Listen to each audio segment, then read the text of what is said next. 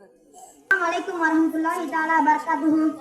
Nahmaduhu wa nusalli ala rasulil karim sallallahu alaihi wasallam. Amma ba'd.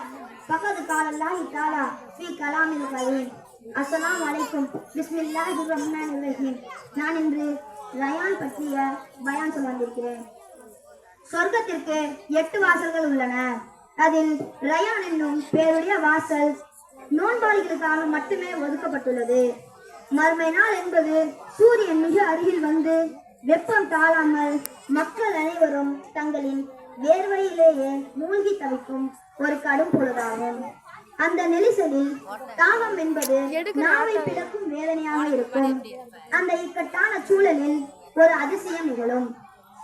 அந்த எதிர்பாராத அழைப்பு எல்லையற்ற அமைதியை கிழித்து கொண்டு ஒரு கம்பீரமான குரல் வானெங்கும் ஒலிக்கும்.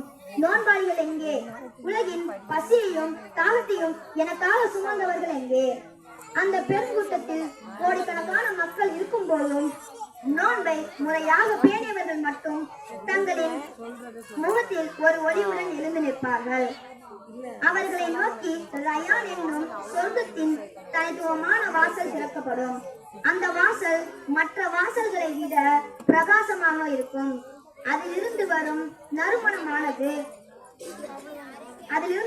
நறுமணமானது பல மைல் தூரத்திற்கு அப்பாலேயே அந்த தாகித்த ஆன்மாக்களை குளிரச் செய்யும்.